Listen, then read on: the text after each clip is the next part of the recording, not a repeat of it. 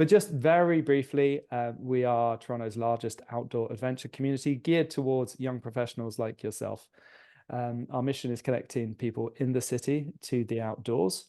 And we do that by helping kind of overcome some of the big problems for getting outside. So for me, when I moved to Canada, I really wanted to get out. I didn't know how.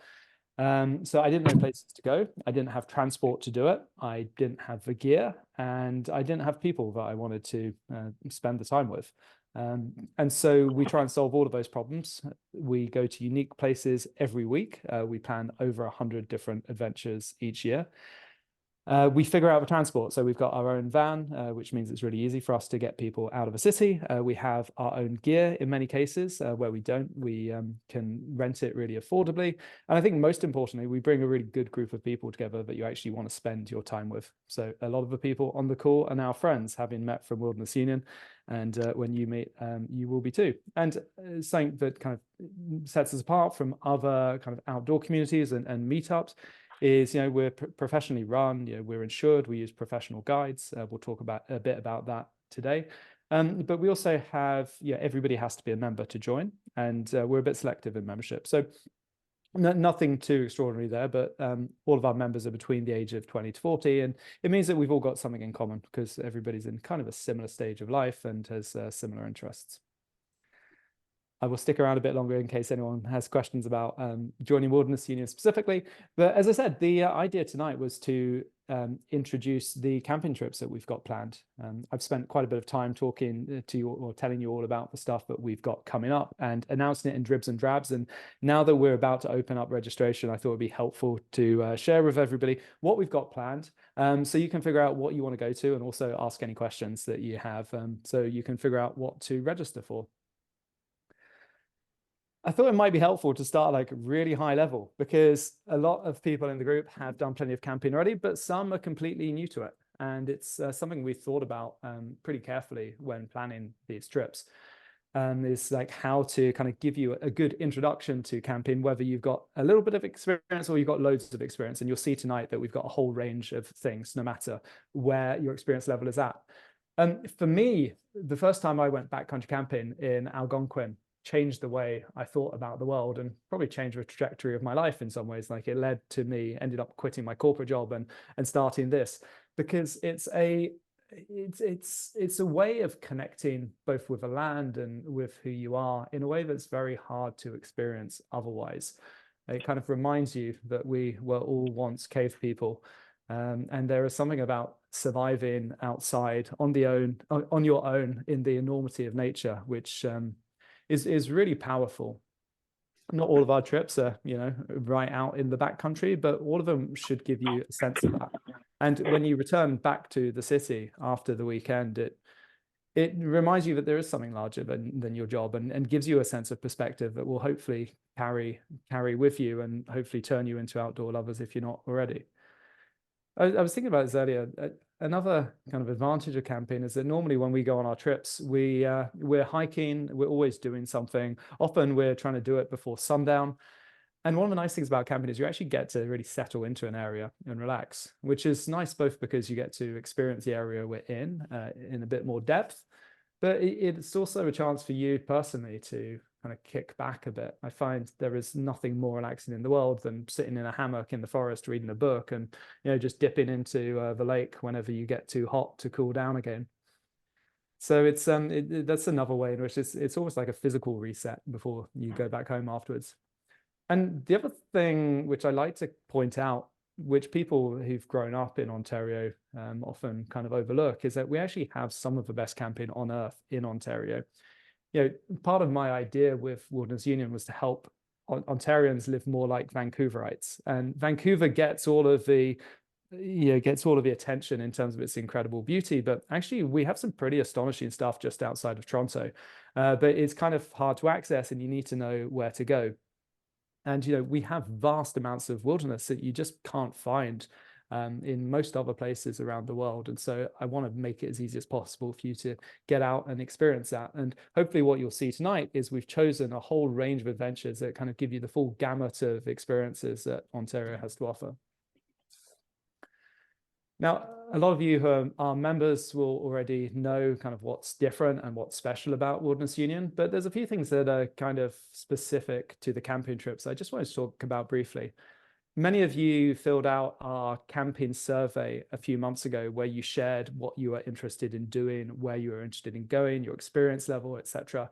And I read that really carefully, as I always do. We analyzed everything that you said and planned everything based on what you said that you wanted. So hopefully it reflects that. And you'll also see that these are really unique trips. You know, one of the things about how we work is we do so many different trips in the year that it means we have to find unique experiences. And that's also the Wilderness Union experience, is taking you to places that you won't see elsewhere. You know, there's a million different ways of going to Algonquin or doing the Bruce Trail. And I want to take you somewhere that feels really special, that is perhaps a little bit harder to access. And so what you'll see tonight are some really unique trips. We also have great guides. So many of you have met some of our guides before. We've got a bunch of new guides coming on this year. All of our guides are insured, and they also have advanced first aid qualifications. Some of you know Rory, who's on the call, and he's actually going to be guiding some of our trips tonight. He's also a member of ours, and that's been the case for a few of our guides in the past, is that they're either professional guides who've become members, or they're guides who aren't necessarily members but would fit in. And so it means you're going to be spending time with people that you actually want to, including the guides themselves, and often have a huge amount of experience in the outdoors and can really enrich that experience.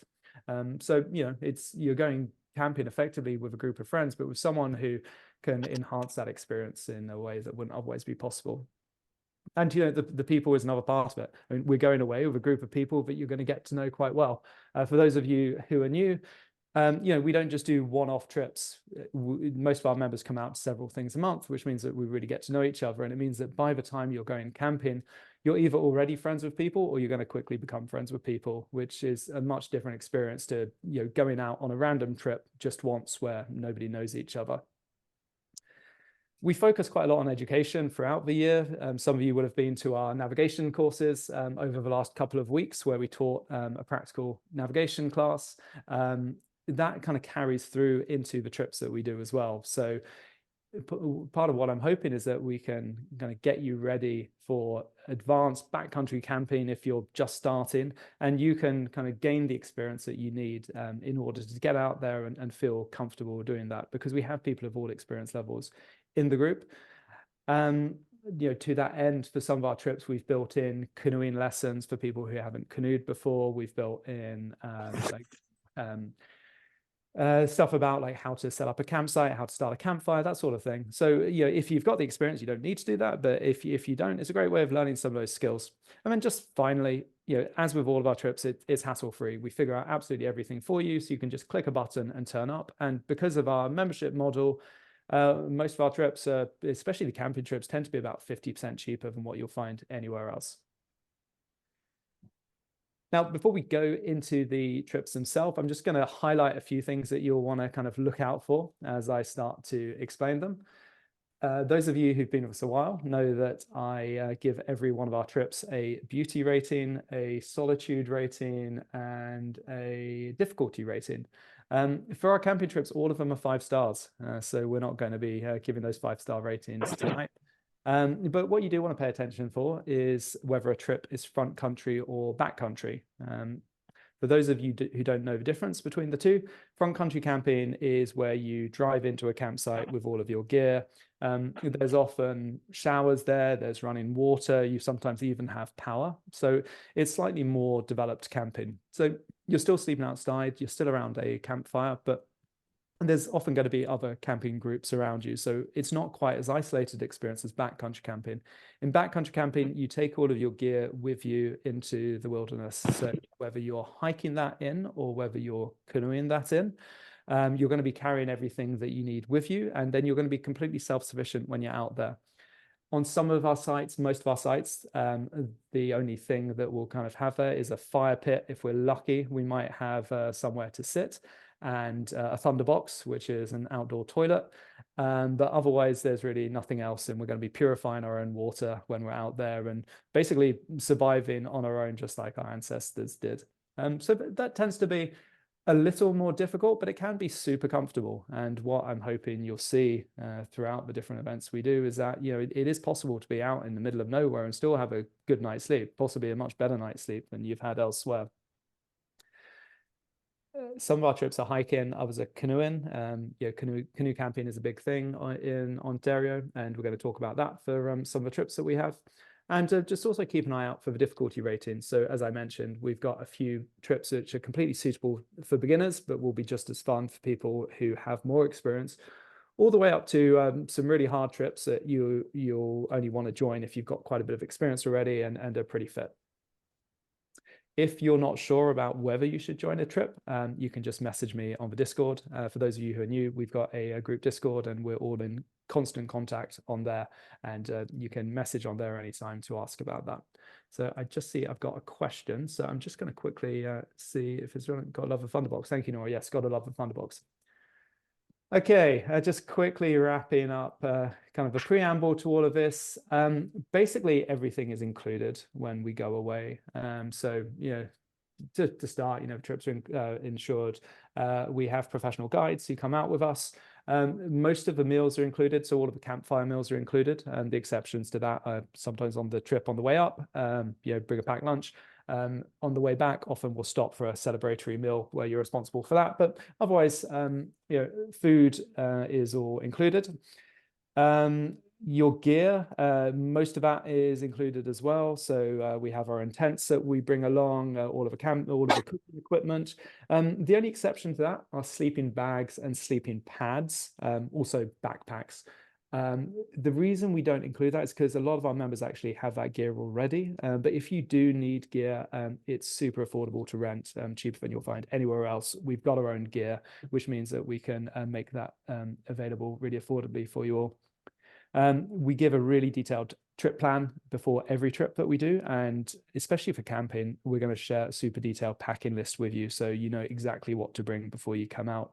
We tend to do a pre-trip briefing as well, especially for the more difficult trips. So you can ask us any questions beforehand, and we've kind of covered everything that you might be thinking about before you go out. Where we're camping, where we're canoe camping, we include the canoes. And then, as I say, all of the kind of lessons that we do while we're out there as well. I don't think I'll stop for questions until the end, but now I'll move on to the trips that we've got planned. So this is everything that we've published at the moment. Not all of them are completely visible at the moment because we're waiting for registration to open. But after this call, I'm going to open up the Victoria Day campaign and the June 1st backcountry campaign intro. So we've got 7 trips that we've announced at the moment. We've already actually had a couple of trips this year. We went winter camping in February, and we're going camping on Friday night as well, on one of our mega hikes. But we're going to be having things all the way through to September, which is really the kind of major camping season. And we're going to be adding more throughout the year as well. One of the things I try very hard to do is really balance the supply and demand in terms of trips we have. So there's always something you can go on. A lot of our early trips tend to fill up really quickly, but I'll make sure that there's always something you can do throughout the year, even if they are filling up pretty quickly. And as I mentioned, these are they're very different trips, and I'm going to go on now to talk about how they're different and different things we're going to be doing. Before I do, were there any questions on anything I mentioned so far? If not, I can wait to the end to go over that. Okay, so the very first trip we're doing this year is the Victoria Day group camping in Algonquin Park. So this is happening over the Victoria Day long weekend, which is Saturday until Monday. We're staying in Algonquin, which is kind of the crown jewel of the Ontario park system. It's the one that everybody's heard of, and for good reason. It's pretty beautiful. Some of us were actually pretty close to where we're staying a few weeks ago when we hiked Centennial Ridges. And the idea with this is it's a really great intro to camping for the season, to give you the kind of confidence that you're going to enjoy the other things right at the beginning of the season. This is a front country camping trip. So we're going to be staying at a group campsite, which means we'll have room for, I think, actually, we'll have room for a lot of us. Typically, we cap out our camping trips at about 18 people, but we do have the option of having a few more for this one if it's super popular.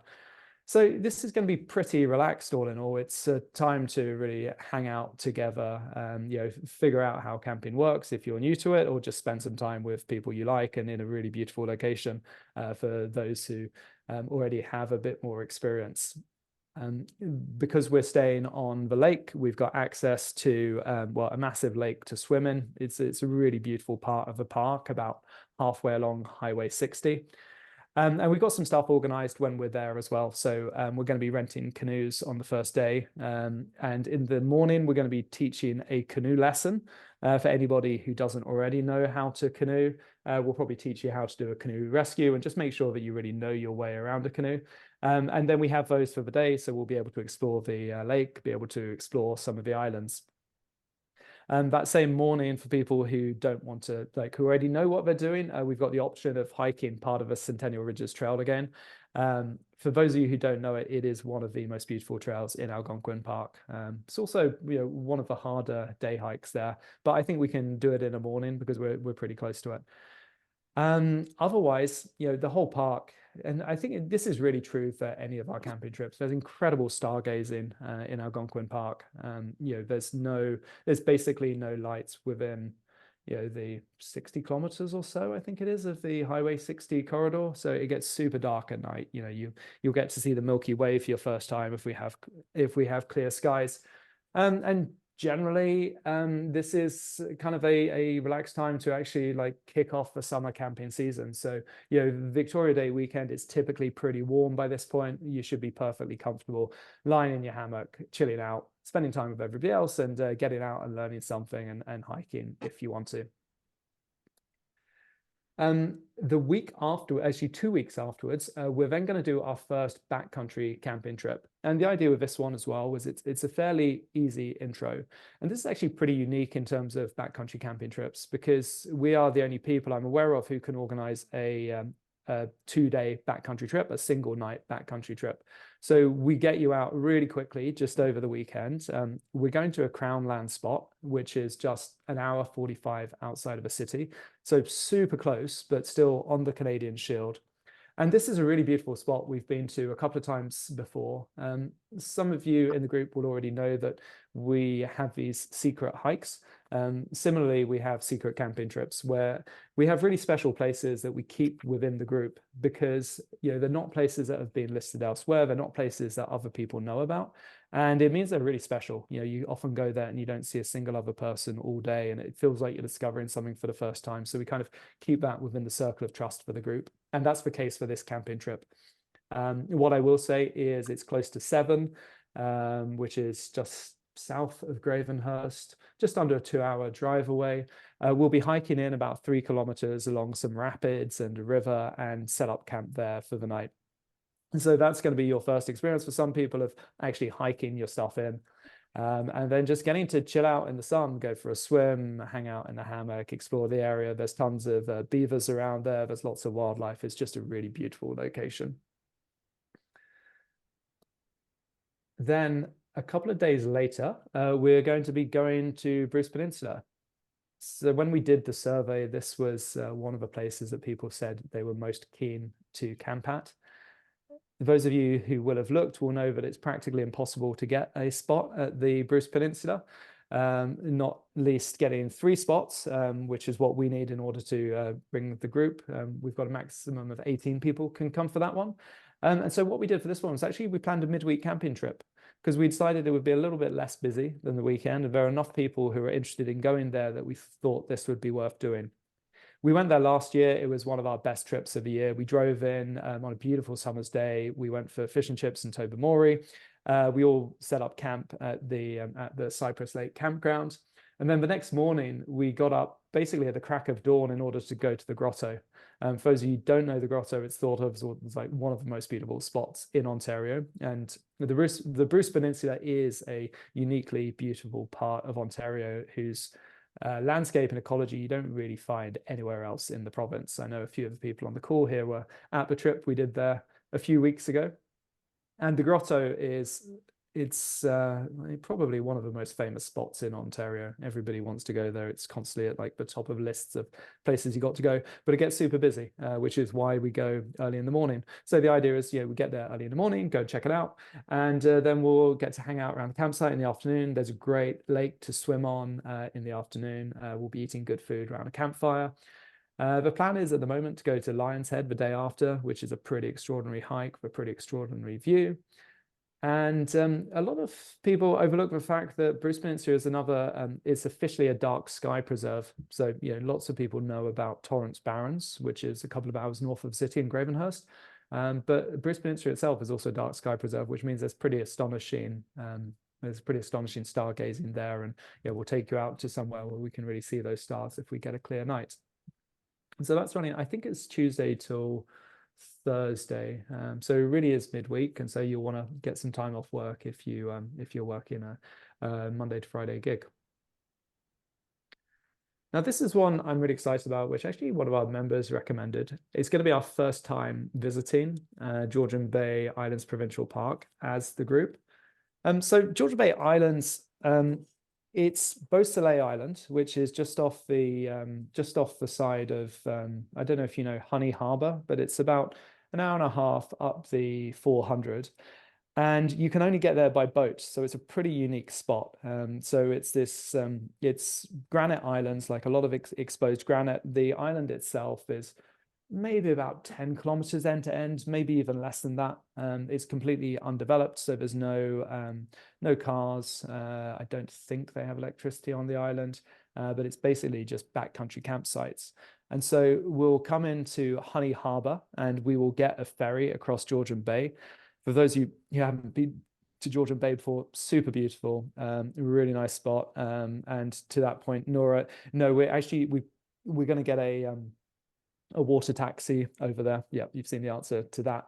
And we're going to get the water taxi into the northern part of the island, where we've got a couple of backcountry campsites reserved there. And we'll be sleeping out on the rocks on an island, a pretty unique experience. It's also like super gorgeous there. There's a lake on the island. It's a pretty famous hike actually, called Fairy Lake. And when we're there, we're going to do that hike around Fairy Lake. Depending on how cold it is, we may not be able to swim in Georgian Bay. It gets pretty freezing, but certainly good enough to dunk into. And there's other hikes around the island we can do as well. The reason that we're going to Georgian Bay in the middle of June is because the bugs in Ontario in peak summer are absolutely terrible. And so part of what I've planned when thinking about the different trips we're doing is avoiding the things that make camping uncomfortable at specific times of the year. So, the mosquitoes in the woods in June and July are pretty terrible. And that's why we're staying on islands and we're staying out on the lakes, because where you have a wind, it keeps the mosquitoes away. So there is some method to this. You frankly don't want to be in Algonquin in the middle of June and July unless you want to get eaten alive. So this should mean that all of the trips we do are pretty comfortable despite what could otherwise be pretty challenging conditions. Now, the mid-July, kind of carrying on the same theme, you'll see we've put a bit more distance now in between some of our trips in the peak of summer. We're going to be doing a lot more stuff on the water in the city. But when we go camping, this is another island campsite that we're going to be staying on. And this is a pretty unique trip because it's an overnight canoeing camping trip. You won't find this sort of trip anywhere else. Normally, you've got to go for a few days. Normally, you're spending $700-800 in order to do this. But this is like a really beginner-friendly canoe camping trip. So we will paddle into an island, set up camp there, and it's close enough that we can do this in a single day. So we'll be at the campsite at probably lunchtime, maybe just after lunchtime, and we'll have a full 24 hours to really stay there and enjoy it. So we'll be able to canoe around that area. It's around the Algonquin Highlands. So some of you would have been on a couple of our hikes up there. It's a really beautiful place just south of Algonquin Park proper. Pretty welcoming for anyone who hasn't got backcountry experience again, but for people who do, just an awesome place to explore. There's some great hikes nearby. And I'm pretty sure we've got an island campsite all to ourselves for that weekend. So it should be pretty special. as we carry on, things get a little bit more challenging. And this is actually one of the hardest trips we're going to be doing. In fact, it is the hardest trip we're going to be doing. It's also one I've really been looking forward to for a while. It's something that's kind of been in the planning for a couple of years. When I mentioned to somebody that Ishpatina Ridge is the highest peak in Ontario, but it's actually really, really hard to get to. And so I thought it'd be fun to actually plan a trip to climb it. So when I say climb it, this isn't rock climbing, and we are still in Ontario. The hills are not crazy, but it is nonetheless the tallest hill that we will find in the province. So this is up in Temagami. For those of you who haven't been to Temagami, it is a humongous, mostly untouched wilderness. There's still a lot of old growth forest up there. It's a very special place. We went winter camping there a couple of months ago, and some of the old growth forest there is just mind melting how beautiful it is. It feels like it's been untouched by humans in places. So a really special place to go.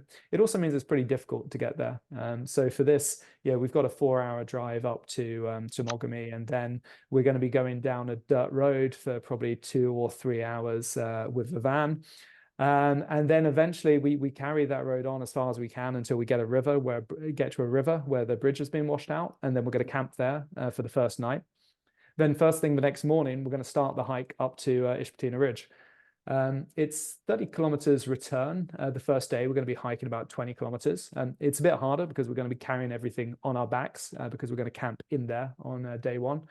But we should be able to get up to the peak by early afternoon, spend a couple of hours up there. There's this awesome fire tower.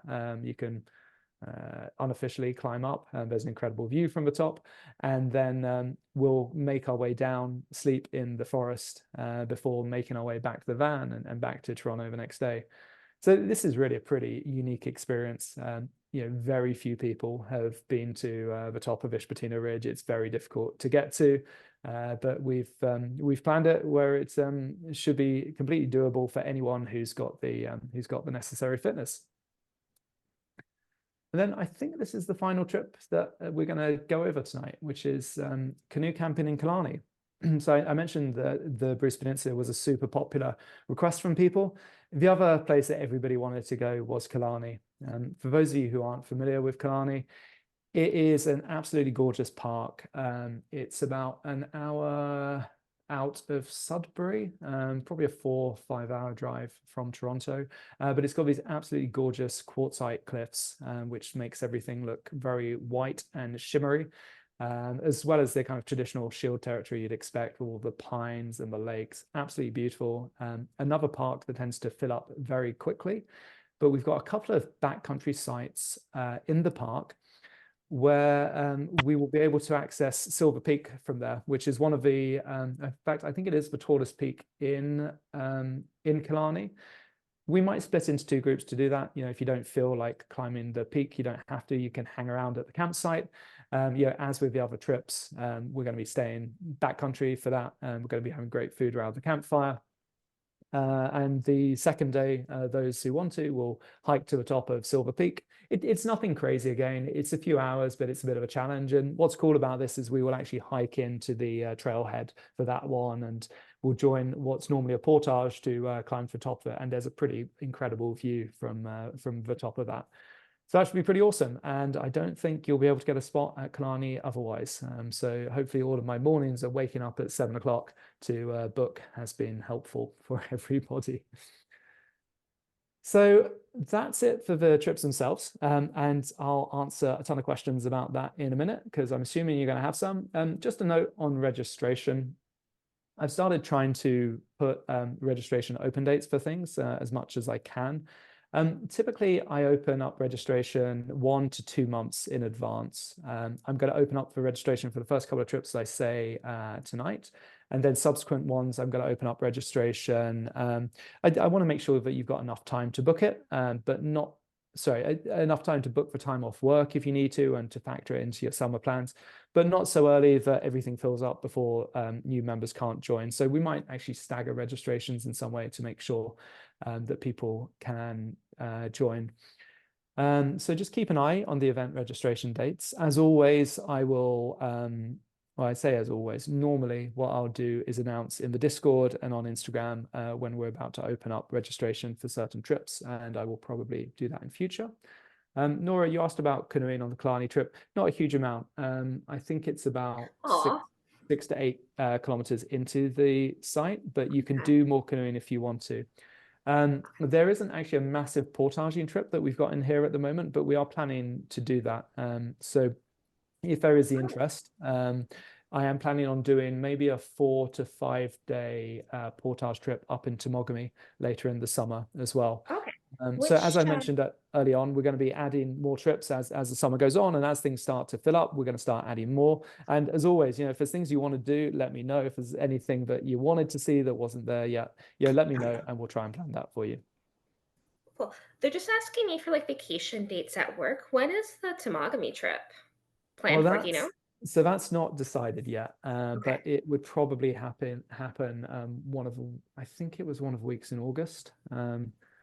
Let me just open up a window for you, and I can try and figure that one out for you. I'll get back to you afterwards. Just ping me on Discord, and I'll send you dates for that. Okay, no problem. Okay. As you know, I love canoeing. Yeah, good. All right. Well, we'll try and get you plenty of canoe. But even the ones where we're not doing a kind of specific long portage trip, we're going to have canoes there, so you can get out as much as you want. And I'm sure some of us will go canoeing for the day. Some of us will go hiking. For all of the trips that we're doing, we have at least 2 guides, which means we can split into 2 if we need to. And you can trust me in a canoe. I used to teach it. Oh, cool. Okay. Well, maybe you can help teach it as well. Great. Did you have a question there, Brett? Am I muted? You're not anymore. Okay. No, I was just saying, like, I haven't steered the canoe, so Nora, I'll go with you. I'll treat you. You'll be the best instructor ever. We'll beat Isaac in the race in no time. Done. Remember, do you remember the bit I said at the beginning about this being a chance to relax and to reset and not race each other? We don't need to turn this into a competition. Sure. Of course. Hey, Laura, question? How much, if I don't have a big bag, like how much would you rent them for? Do you have them? And what size would you recommend for, like, I'm looking at the Victoria Day trip. So for Victoria Day trip, you'll be able to bring in just a duffel bag. Okay. So we've got a couple of bags. I'll probably get some more this summer, and we're about to buy a bunch of sleeping bags and sleeping bags. I'll probably get some bags as well. Yeah, as I say, you can use a duffel bag for Victoria Day. For the hiking backcountry camping trips, and probably for the canoe camping trips, you'll want a backpack. I typically say a 50-liter bag is about right. It stops you from packing too much stuff. And you'll carry all the gear and food for us? Actually, Nora, we nominate the most competitive person normally to do that. Fair.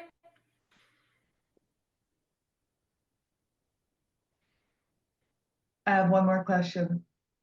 You can ask lots of questions. Because normally what happens when there's a big group, people get too shy to ask questions. And when you ask a question, you're doing everyone else a favor because you're asking a question they wanted to ask, but were too shy to do. So go crazy. Rory, what's the dog's name? There's actually 2. I just got a new one. This is Tia. She's been on a trip with us with the Wilderness Union before. And this is little baby River, who's eating a stick. Oh. Can you tell them that we love them? These group of strangers love you. Thanks. It's so adorable. Such an adorable class. Funny thing about this call is it looks like it's mostly women on the call. We do have plenty of men in the group as well. Maybe all the men just know it alls and think they don't need to come on the call. But I promise it's not 90% women in the group. I've just noticed this. Isaac, another question about guides. So how does that work? Like, are all trips going to be kind of led by a guide, but you're going to be there to support? Is that kind of how it's going to work? Yeah, good question, Laura. So all of the trips are going to be led by guides. I will be one of the guides on some of the trips. On some of the guides, it's going to, on some of the trips, I won't be there. It's just the other guides. Mostly our guides have more experience than I do, which is why we work with guides. They tend to have more advanced wilderness first aid certifications. They tend tend to have spent more time in the bush than I have.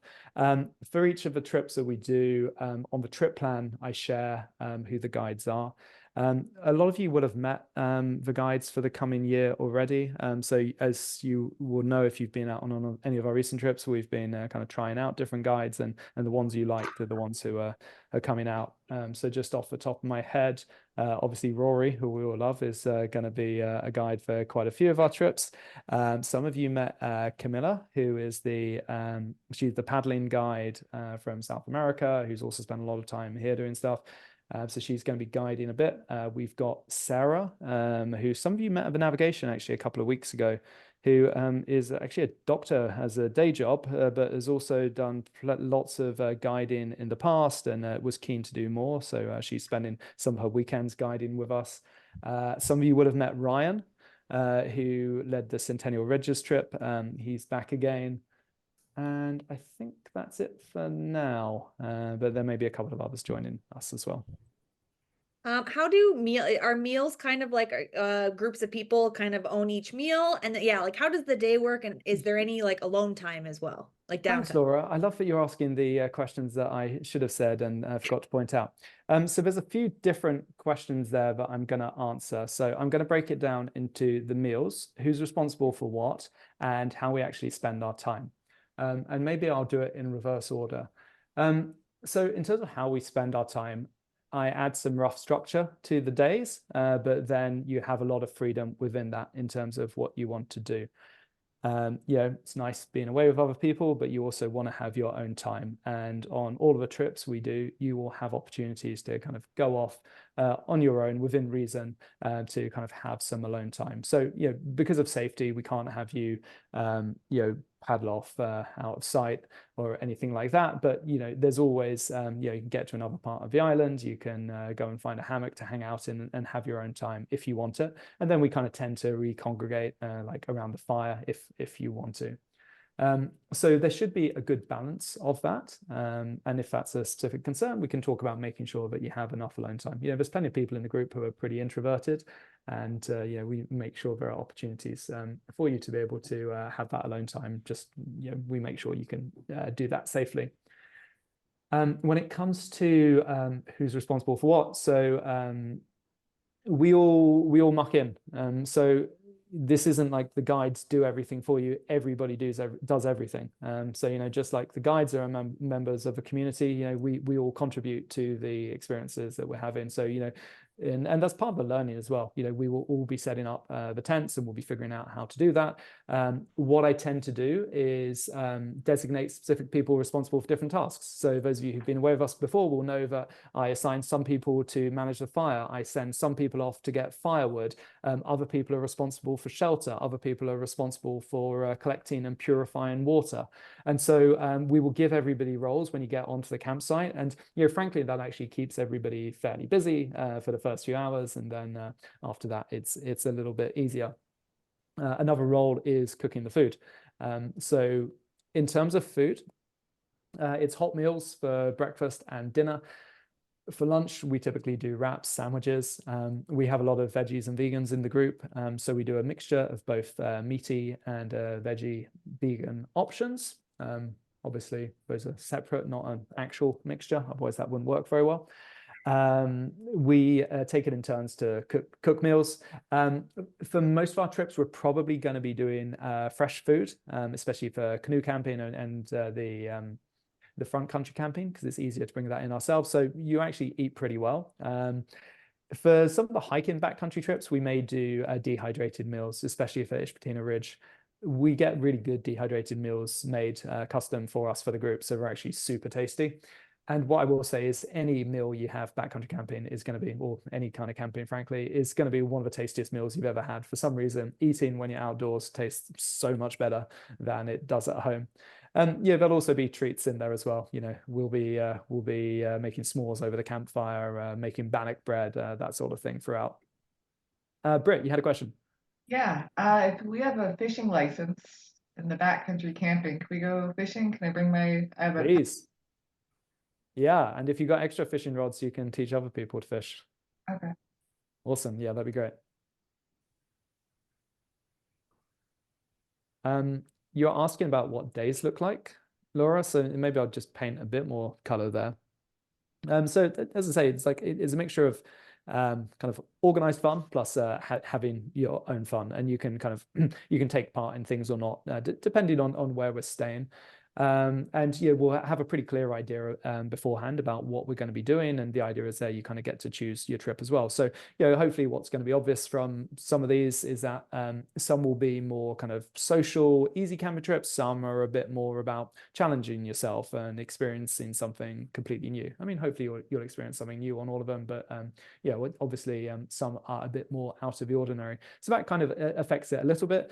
But typically we wake up fairly early to have breakfast. I mean, no requirement for that most of the time, but I just find when you're camping, you tend to get up pretty early anyway. You'll go down to the water, some people will purify the water. I'm almost always the first person up in the morning making coffee. Oh yeah, there's always tea and coffee as well. So by the time you get up, we will have hopefully tea and coffee going, or someone would have made it. I'll probably have nominated someone to be the tea and coffee person. Breakfast around the campfire. If it's a warm day, maybe we go for a little swim before breakfast and to wash off. And depending on where we are, might go out for an outing. So like explore a campsite explore an island if we're at one place, like on the Victoria Day camping, or go off and do a hike, or go to the next place if we're on kind of a multi-day leg. Lunch, might be on trail if we are doing a multi-day trip where we're just kind of quickly stopping for sandwiches or a wrap en route. But if we're around the campsite, maybe we'll meet back up together and have lunch around the campsite. As for some of these days, we'll just spend the afternoon hanging around in a hammock. Other times, you'll be off hiking. So it kind of depends on the different adventure. What tends to be really special is the evening. Everyone's back together. There's something really nice about sharing a meal as it starts to get dark, and you end up around the campfire if we're lucky, and there aren't fire bans. Who knows what's going to happen with that this year? And often we kind of, you end up with pretty deep chats around the campfire if that's what you're into. It tends to be the place where like real bonds are made. And then as it gets darker, hopefully go out and see some stars. I mean, one of my most memorable experiences from last year was when we were in Algonquin, and a few of us went out on canoes towards midnight, and we paddled out in the pitch black, and we laid down in our canoes and just stared up at the stars, and you had a 180-degree view of the sky. The Milky Way was so clear, and we were watching the shooting stars, and it was a really special experience. So that's just kind of a taste of what I hope we'll be doing this year. Okay, people have started to go quiet. So I'm going to give you another chance to ask questions. I have one more question. Please. Did you have any issues with forest fire smoke last year? It's a great question. We got lucky last year. Nothing was changed because of it. I'll be frank, I'm a bit concerned about the forest fires this year. We don't know what the season's going to be like, and we've all got our fingers crossed that it's not going to be bad. It didn't impact anything last year. It tends to be further north. Please God, that will continue to be the case this year. If we can't control it. I mean, if it does happen, we might need to change things. The safety of everybody is always first. We will never go anywhere where the forest fires are close. We keep a very close eye on where they are and where they're moving to. The reality of our summers in Ontario means there is probably going to be some smoke for most of our trips for the rest of our lives, sadly. But that's a very different case to having thick smoke near you or a fire approaching. And obviously we will never be anywhere where that is the case. We can be fairly flexible about changing plans up, and if we have to switch things up, we can. I mean, it's one of the advantages of the fact we have our secret Crownland sites, as we can potentially go to different places if we need to, that don't require reservations if our plans end up getting messed with. Isaac, do we get the recording of this session? I missed the first half. That was away. Yes, you will. Thank you. Something I didn't mention, which actually I'm surprised no one asked about, is sleeping arrangements. So for a lot of the places we stay, there's a limit on the number of tents that you're allowed.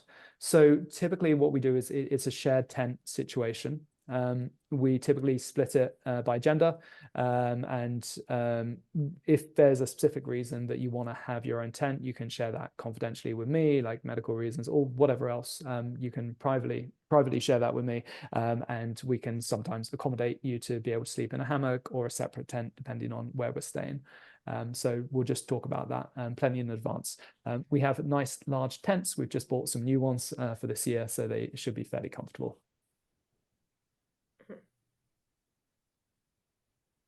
If we bring our own hammock, I was thinking about buying one. Will that interfere with the number of tent rules, or? No, I'm fine with people sleeping in hammocks. And actually, that's a good way around it if you want to sleep on your own. I sometimes sleep in a hammock myself.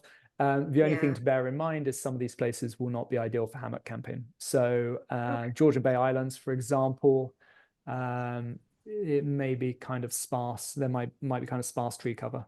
So that might not work so well. So just have a chat with me beforehand if you're planning on doing that. But we talk about all of this in the Discord. Those of you who are already in the group will know that we create a separate Discord channel for every trip that we go on. And that's an opportunity to both meet everybody who's coming beforehand, organize logistics, and also talk about all of this stuff beforehand so we can make sure that all of your questions are answered. And we've got all the planning down before we head out there. I just had a quick question. You mentioned a 4 or 5 day Temagami trip. Is that the only like more to come trip that you guys are planning to do before the end of the year? No, we'll do others according to how much interest there is, basically. If the trips are filling up, we'll do it. If there's if there's something you haven't seen here that you'd really like to, we will do it. An example of that actually is I had been planning to hike the entirety of the Western Uplands backpacking trail, which would be, I think, 6 days total. We were planning on doing that. We may still do it, but I want to see how much interest we get in our first round of camping trips before we plan more. What was that? The name of that? Sorry, Isaac. I'm trying to write. That's the Western Uplands backpacking trail. So that's it's a 70-kilometer trail. It's the longest trail in Algonquin Park. The hardest trail that we were going to do over, I think it was 5 days, 6 days, 5 nights, perhaps. Maybe it's longer than that. Anyway, we were doing 15 kilometers a day and we might still end up doing that trail. I support that trip. Yeah, okay. Or a nice 5-day canoe camp trip, Sorry? A nice canoe camp trip, yeah. So I think we'll probably end up doing that in Temagami in August. Isaac, there was a question in the chat about types of memberships and in terms of for camping trips. And sorry, let me just see if I can find the question myself. My windows are all over the place. Where did that go? What was the question? Sorry, I missed it. It says, are you able to go over how memberships work? I have an account, but I haven't. Oh yeah, sure. Oh, cool. Yeah, all right. So we really simplified our memberships this year. So there's just a quarterly or an annual membership. The quarterly membership's a little more expensive, but it gives you flexibility if you need it. If you don't know how long you're going to be here for, most of our members sign up for an annual membership. They both give you basically the same access to everything. In fact, they do give you the same access to everything. The only difference is with the annual membership, you get to pause your membership for up to 2 months during the year, and you get 5 guest passes, allowing you to bring friends who want to try out the group but don't want to purchase the membership just yet. Similarly, the quarterly membership, you get 2 guest passes for that, but you don't get the pause because obviously it's just a quarterly thing. But with all of those, you can sign up for all of the camping trips. And again, like part of the idea with the membership is that kind of covers our overhead and means that we are able to offer these trips a bit more affordably. And that's also why you have to be a member to join, because otherwise it'd be a bit unfair for general public.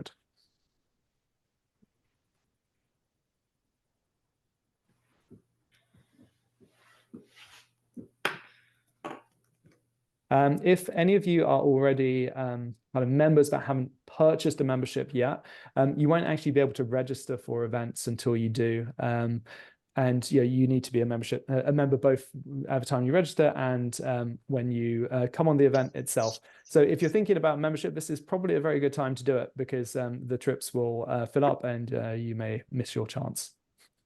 So that's my pitch for you for tonight. Sorry, we can switch the quarterly to yearly. Yeah. You can Well. switch quarterly to annually at any point. With guest passes, can I use one for a camping trip, but is that only after all members are registered? Yeah, so I was actually thinking about this today, Laura. I think I want to give it some time before we let in guests for this, Okay. just because, the camping trips tend to be really popular. It can be a bit unfair on members if we let guests in. So I'm going to wait and see what the what the sign up is like. What I will say is it probably makes sense for your guests just to sign up. One of the things I say in the info session is you only need to come on one camping trip to make your money back on the membership, full stop. So you're gonna save money on a camping trip. Even if you end up moving from your trial onto a membership, you will save money by becoming a member. But if we've got if we've got extra space and we're having trouble filling up a trip, then potentially we'll open it to guests. Christy, what's a vetting application like to become a member? It's pretty simple. We just want to make sure that you're a real person. Membership at the moment is limited to people born after 1982, but we are kind of filling a wait list at the moment for people beyond that, and we just want to make sure that you're a real human being. Almost everybody gets accepted, so I wouldn't stress too much about that. No? Okay. So listen, I'm going to start to say goodbye to you, knowing full well that a few of you are going to stay on to ask the questions that you didn't want to ask in front of a larger group, and that's great. But any of you who aren't already members, a reminder, you can sign up for a 1-month risk-free trial. You get $25 credit towards your first trip with us. And maybe most importantly, I'm going to share my email address with anybody who's new, so you can get in contact if you had any other questions after this. I am happy to help. I normally get in touch pretty quickly. And for those of you who are new, great to meet you, and I hope we see you soon. I'll say goodbye to you now, and anyone else, just hang around and I'll answer any other questions you have.